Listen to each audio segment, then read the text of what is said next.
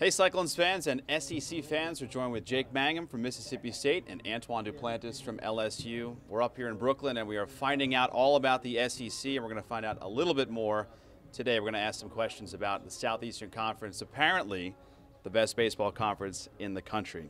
So I'm going to talk to Jake about LSU, what it was like to play there, and Antoine, what it was like as a Tiger to go to Mississippi State. So Jake, what was it like to play in Antoine's home digs?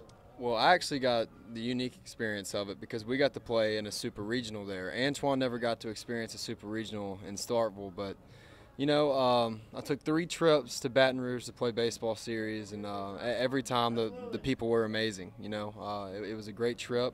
I have a lot of good friends that have played baseball at LSU, and it's just always a good time.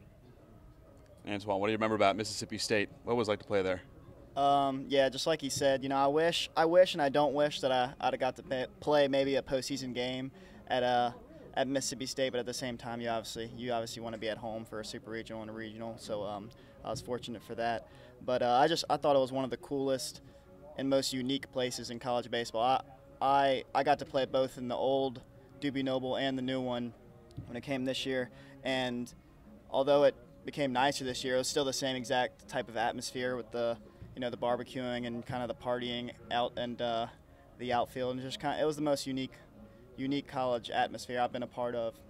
And also I think it was cool just to hear from family and friends that sit in the stands that they go to some SEC or other SEC schools and watch us play, and they say how the fans are so rude and whatnot, but they don't say that about Mississippi State. They say all the guys there are nice and supportive. Obviously they're rooting on their team, but at the same time they're supportive of you and everybody else. So really friendly stuff we're hearing about Mississippi State, but I'm sure when you went on the road in the SEC, there were some tough places to play. What do you remember about some of the tougher schools, or the toughest school that you got to go to?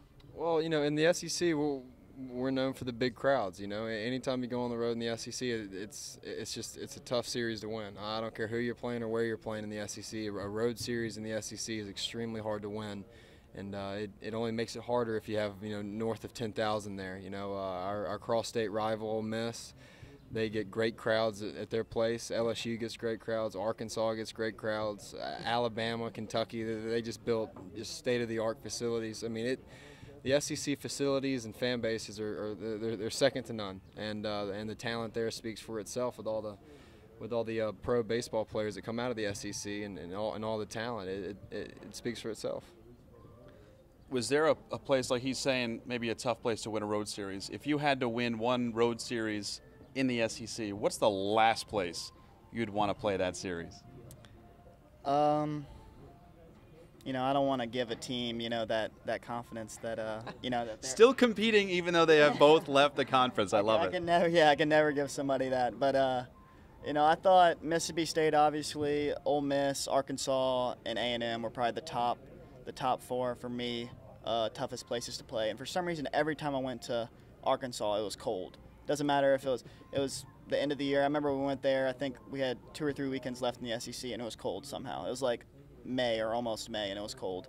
We graduated, so it was the beginning of May, and it was cold outside. So I don't know what it is about that place. I don't think it's that north, but I guess it is, because it's always cold there. But other than that, though, they get a ton of fans. They kind of have that cool left field thing out there, and everybody's really passionate over there. And I think their media and their like speaker system and all that, they do a really good job of having cool videos and a lot of loud music. So that's a cool atmosphere, and those other teams I name as well have some pretty cool atmospheres.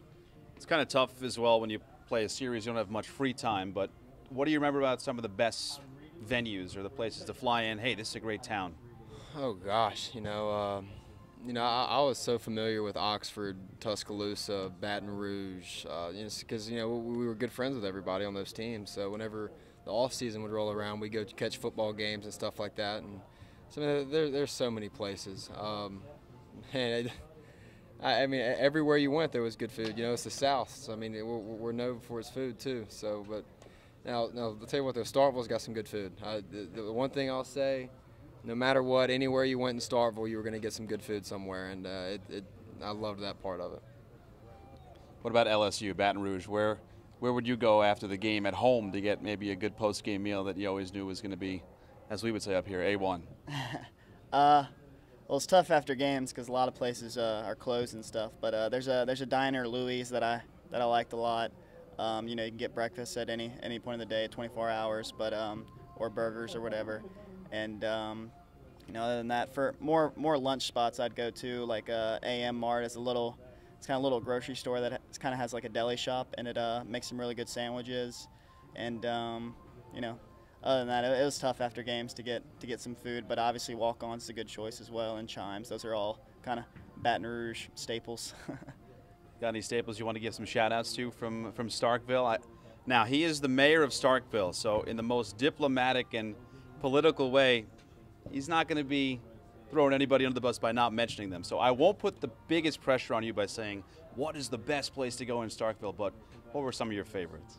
Man, that question right there is going to get me in trouble now. But, you know, like I said, there's so many places. It depends what you're looking for. You know, if you're looking for that nice little outdoor, you know, seating arrangements, we got the Ben 612 was one of my favorite spots. I'd go there all the time with my friends, you know.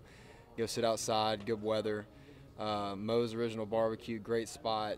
Two Brothers, great smoked meats. Taco Tuesdays, you can't beat it.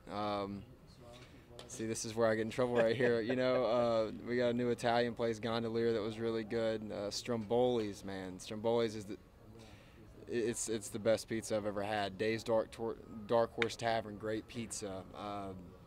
Man.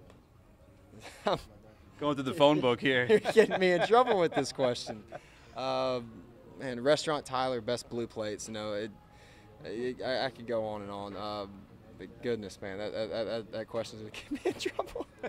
Mouth-watering, though. I mean, these guys are both foodies. They have, I can tell you, they've hit some good spots already being up here in Brooklyn. Last question for you. We talk about the SEC, we talk about the South, but what does being from the South and being from that culture, what does it mean to you?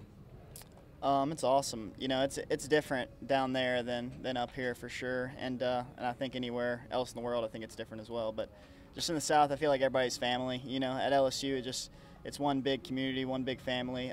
No matter where you are from around the country, if you're associated with LSU, you know, in any way, then you know you consider yourself family. So it's just cool just to have, you know, everybody behind you. You know, you move on to pro ball and you see so many people over social media, text and everything, you know, wishing you the best and congratulating you and whatnot, and you know you're going to have their support, you know, through the rest of your life. And I'm sure you had to feel a little bit of that Southern love as well. It'll never leave you, I'm sure. Yeah, you know, since I've started pro ball, you know, everyone's always going to be like, man, you're going to miss it, and they're right. You miss it every day, and it hasn't even been that long, but the thing that I miss the most is that family aspect, man. It's insane. Like you asked what my favorite places to eat were. I left off so many.